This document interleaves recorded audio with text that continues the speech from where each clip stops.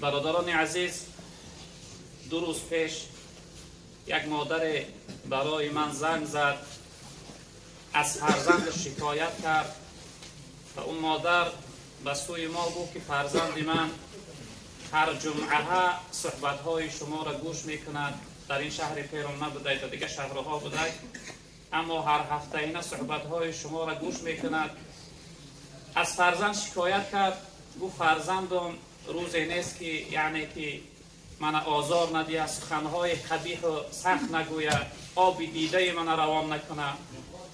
این مادر یعنی که خودش به شوهر بوده، این جوان پدرش گذشته بوده، حتی این نوجوان مرد، این شخصیت ناقدرشناس به سوی مادر میگفته که ای بیوه کی میموری که من خلاص شوم.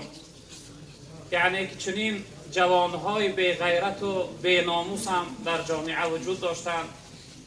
این مادر با آبی دیده با من صحبت کرد، تقریبا تقی 20 دقیقه بسیار خواهش کرد که یک چیزی درباره حقوق مادرها صحبت کنه تا اینکه جوانها قدر مادر را بدانند. انشاءالله این خواهش این مادر ما قبول کردیم. امروز یک چیزی در باب حقوق مادر و قدر مادر و حق مادر که در بالای ما فرزندها مادر چی حق دارد انشاءالله رب العالمین صحبت میکنیم. برادران عزیز، مادر شخصیتی هست که از روزی که من و شما در رحم او افتاده ایم و تا روزی که خود مادر به درون لحد می رود غم من و شما را می خورد. مادر شخصیتی هست که از روزی که ما در رحم او می افتیم تا روزی که ما تولد می شویم در درون شکم او را آزار می دهیم. او از دست ما ناراحت است، از دست ما چی رنجها چی ناراحتی ها می بیند. مادر شخصیتی هست که روزی که ما و شما وقتی تولدمون می شود برای تولد ما به مرگ دست به گریبان می شود.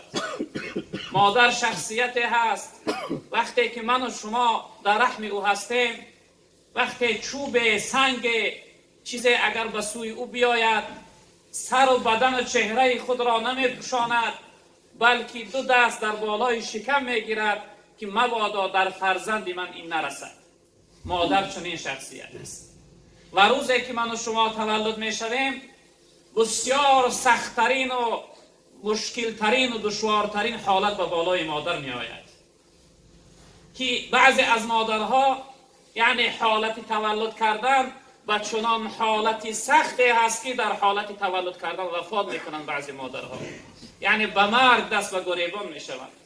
اما وقتی که من و شما جوانهای محترم تولد می شویم، این مادر بزرگوار درد خود را گم کرده و سوی ما نگاه میکنه و در لبهای او تبسم پیدا می شود. یعنی که فرزند من سالم و سلامت به دنیا آمد. مادر شخصیتی هست که من و شما وقتی که طفل بودیم جوانهای محترم، وقتی ما شب خواب نمی کردیم گریه می کردیم، اونها خواب نداشتند. تا سحر در سر گهواره من و شما الله می گفتند و به این دستهای زیبایی که طعام می خوردند نجاستهای من و شما را پاکیزه می کردند. مادر شخصیتی هست که باری هم برای نگهبانی و برای تربیه فرزند اوف نمی گوید. اما چنین ناجوان مردا، چنین ناقدرشناس ها قدر مادر را نمی دانند و سوی مادر فریاد میکنن، میگن کی میموری که من خلاص شم؟ ای کاش که تو میمردی مادر خلاص میشید. مادر او شخصیت است برادران عزیز بزرگوار. مادر شخصیتی هست که پیغمبر بزرگوار صلی الله علیه و سلم را پرسیدن، گفتن یا رسول الله من احق الناس بحسن قرابتی. یا رسول الله از همه زیادتر حقدارترین در بالای انسانیت که هست؟ پیغمبر بزرگوار گفتن امک، گفتن مادرت هست. از همه زیادتر جوان محترم در بالای من و شما مادر حق دارد. از همه حقدارترین شخصیت، از همه احترام و محترم ترین شخصیت برای من و شما مادر است. برادران عزیز بزرگوار دوباره پرسیدم ثم من یا رسول الله، بعد از مادر کی هست؟ جناب پیغمبرتان ثم امک، گفتم بعد از مادر با مادرت هست حقدارترین شخصیت. با پرسیدم تا یا رسول الله بعد از مادر با کی هست؟ جناب پیغمبر صلی الله علیه و آله که ثم امک، گفتم با مادرت هست. یعنی 3 بار پیغمبر بزرگوارتان از همه حقدارترین شخصیت در بالای تو جوان محترم مادرت هست. بعد از اون نوبت 4م گفتم پدر. یعنی برادران عزیز بزرگوار، رنج سوزشی که مادر از روی فرزند میبینه او سوزش فرزند نداره. و این خاطر ما و شما جوانهای محترم به قدر مادرها برسیم. مادرها در حیات غنیمت هستند، دائمی نیستند. 5 سال یا 10 سال پس از دنیا میره و والله قسم ابدی جاش خالی میمونه، ابدی میسوزی. بار میخواهی که مادر بگم نمیابی.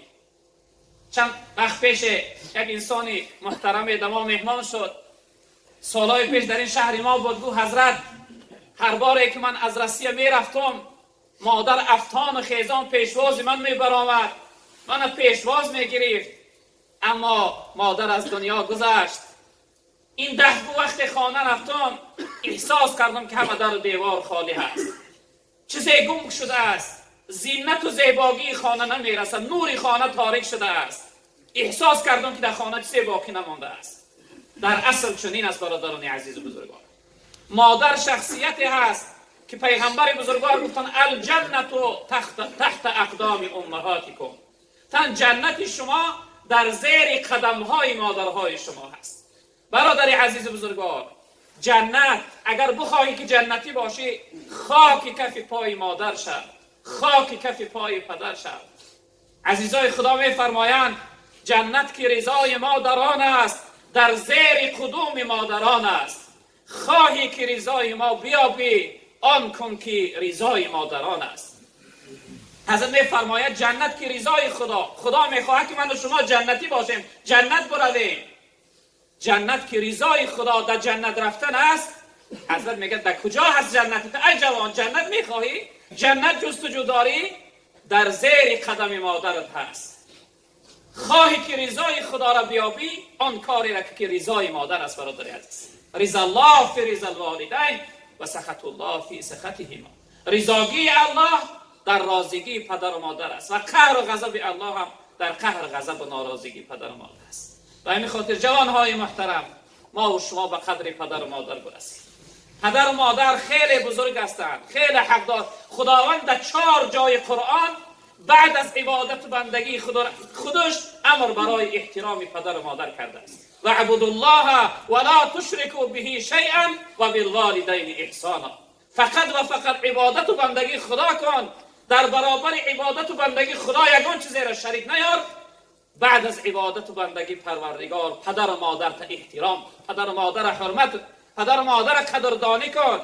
احترام پدر و مادر، حقوق پدر و مادر برای فرزند فرض عین است. این حتمی هست، ضروری است برادران عزیز بزرگوار. از هر فرزندی که پدر و مادر ناراضی باشند، از هر فرزندی که وی عاق باشند، خداوند برای او فرزند جنت حرام گردانده است. پیغمبر بزرگوار در روایت گفتند که وقتی خداوند جنت خلق کرد، تمام زینت و لذتهاش آماده کرد، مهیا کرد، رب العالمین گفت و بعزتی و جلالی، قسم به عزت و جلالم ای جنت برای داخل شدن تو من عاق پدر و مادر حرام گرداندم. عاق پدر و مادر روی جنت نمیبینند و بوی جنت در دماغشون نمیرسه. به همین خاطر برادران عزیز و بزرگوار به قدر پدر و مادر برسیم. خصوصا مادر خیلی بزرگواری است. پیغمبر بزرگوار گفتن و هما جنتک و نارک. این 2 شخصیت جنت و دوزخ شما هستند. هر روز اگر پدر و مادر حیات باشند از اونها دعا بگیری، از در خانه بیرون شی، خداوند 2 در جنت درود کشاده میگردونه. میگه از کدام درش میخواهی داخل جنت شو؟ رضای پدر و مادر، دعای پدر و مادر، خدمت پدر و مادر تو جنتی میگردونه برادر عزیز بزرگوار.